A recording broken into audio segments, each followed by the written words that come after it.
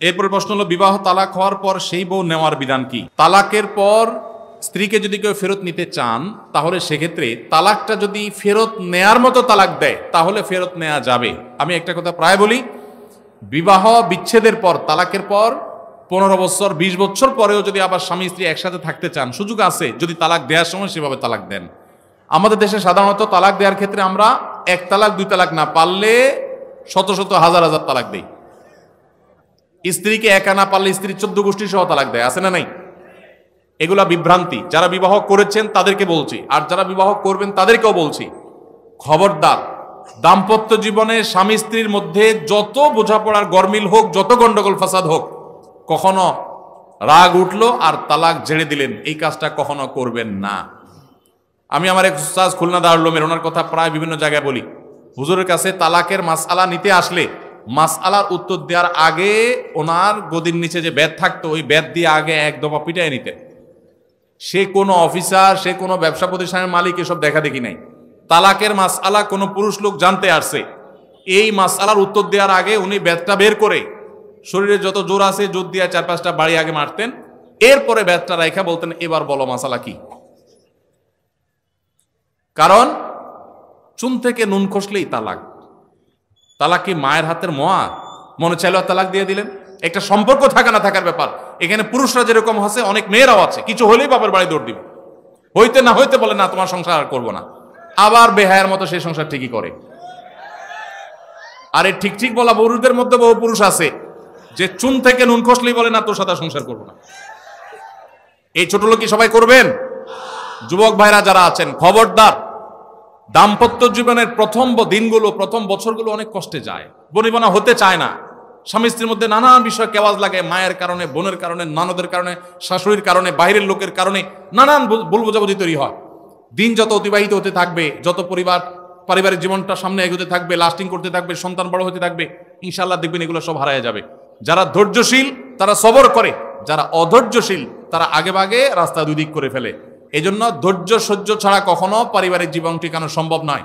ঘরে ঘরে তালাক হচ্ছে, আমি তালাক নিয়ে একটা লিফলেট তৈরি করছি, ইনশাআল্লাহ সেটা অচিরেই হাজার হাজার মানুষের কাছে আমরা পৌঁছায় দিব যে বিবাহের আগে তালাক সম্পর্কে সতর্ক হন। বেশিরভাগ মানুষ তালাক দিয়ে এসে এরপরে চোখের পানি ফেলে, এসে বলে হুজুর দিয়ে ফেলেছি এখন কি করব।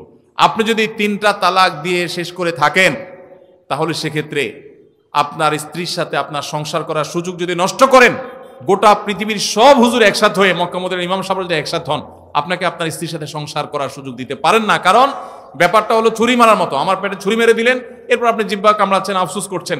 আফসোস আপনি করতে পারেন, আমি আর জীবিত হয়ে যাব না। দাম্পত্য সম্পর্কটা এরকম। এই জন্য খবরদার, রাগের মাথায় যদি ডিসিশন নেন যে তার সাথে আমি সংসার করব না, তখন স্ত্রীকে কিছু বলবেন না। আমি যদি এজন্য বলি, রাগ উঠেছে, পারলে একটা ধাক্কা দিলেন, একটা বকা দিলেন, একটা ভালো কথা বলে বকা দিলেন, গালিগালাজ না, পারলে একটা চিমটি দিলেন। যদি আপনি অন্যায় করে থাকেন তাহলে আপনার বিচার করা যাবে। কিন্তু যদি তালাক দিয়া বসেন, সালাতুন জিদ্দুহুন্না জিদ্দুন ওয়া হাজলুহুন্না জিদ্দুন, নবীজি সাল্লাল্লাহু আলাইহি সাল্লাম বলেছেন 3টা কাজ ইচ্ছাকৃত করলে যা হবে, দুষ্টমি করে করলেও তা হবে।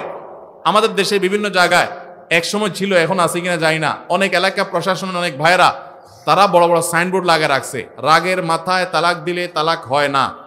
দেখছেন আপনারা এই সাইনবোর্ড? কেউ দুর্ভাগ্য হয় নাই কারণ এরকম সাইনবোর্ড অনেক জায়গায় আছে। আমাদের দুর্ভাগ্য যে আমাদের ফতোয়া অনেক সময় আমাদের প্রশাসন অনেক বাইরেই দিয়ে দেয়, রাগের মাথায় তালাক দিলে নাকি তালাক হয় না। তালাক কি মানুষ মহব্বত করতে করতে দেয়? স্ত্রীর সাথে মহব্বত, ভালোবাসা, আতিশয্যে তালাক দিয়ে দেয়? তালাক তো দেয়ই রাগের মাথায়। তবে শরীয়ত বলে রাগের মাথায় আপনি ব্যালেন্স হারিয়ে তালাক দিয়ে পরে আফসোস যেন করতে না হয়, এই জন্য আপনাকে সবর করতে হবে। তালাক দেওয়ার ডিসিশন নিয়েছেন, স্ত্রীর একটা মাসিক পার হওয়ার পর্যন্ত অপেক্ষা করতে হবে। আসলো আর মুখ দিয়ে তালাক বলে দিলেন, জি না। তালাক দেওয়ার নিয়ম শুনেন, যেভাবে তালাক দিলে আবারও ফেরত নিতে পারবেন কখনো চাইলে, সেটা সুযোগ কখন হবে। আপনি সিদ্ধান্ত নিচ্ছেন না আর একসাথে আমরা থাকবো না, ওকে ফাইন, পরামর্শ করছেন বন্ধু বান্ধব, বিচক্ষণ মুরব্বী, আলেম ওলামা, লয়ার সবার সাথে, তাহলে এবার আপনাকে অপেক্ষা করতে হবে। সিদ্ধান্ত নিলেন আজকে আর কালকে তালাক দিবেন, জি না, অপেক্ষা করতে হবে একটা মাসিক পার হবে, এরপরে পবিত্রতা আসবে। সেই পবিত্রতার পিরিয়ডে শারীরিক কোনো সম্পর্ক হওয়ার আগে আপনাকে তালাক দিতে হবে। এটা হলো তালাকুস সুন্নাহ। এভাবে শরীয়ত তালাক দেওয়ার নির্দেশ, যদি দিতে হয় এভাবে দিতে হবে। কেন শরীয়ত এতগুলো স্টেপ অবলম্বন করছে জানেন?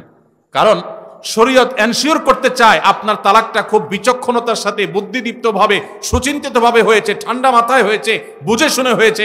আপনি এটা অ্যাবনর্মাল হয়ে মেজাজ হারিয়ে আপনি মাথা গরম করে দিয়ে ফেলেননি। এটা নিশ্চিত করবার জন্য এতগুলো সময় এতগুলো স্টেপ নিয়েছে যে একটা মাসিকের পিরিয়ড পার হওয়ার পরও স্বামী স্ত্রী একে অন্যের প্রতি যথেষ্ট আকৃষ্ট হওয়ার কারণ থাকা সত্ত্বেও সেই শারীরিক সম্পর্ক করার আগে আপনি তালাক দিচ্ছেন, মানে হলো যথেষ্ট যৌক্তিকতা আছে এবং আপনি খুব কনভিন্স হয়ে বুঝে শুনে তালাক দিচ্ছেন। এটা এনশিওর করার জন্য শরীয়ত এতগুলো বাঁধ দিয়েছে। এই বাঁধ পার হওয়ার পর আপনাকে তালাক দিতে হবে। আমাদের দেশে হাজারের ভিতরে 999 জন মানুষ তালাক দেওয়ার সময় মুখ দিয়ে আসলো আর পট করে তালাক দিয়ে দিল। এটা সুন্নাহ তালাক নয়। এই তালাকটা এইভাবে তালাক দেওয়া এটা একটা গুনাহের কাজ। এভাবে তালাক দিবেন না, তালাক দেওয়া যাবে না।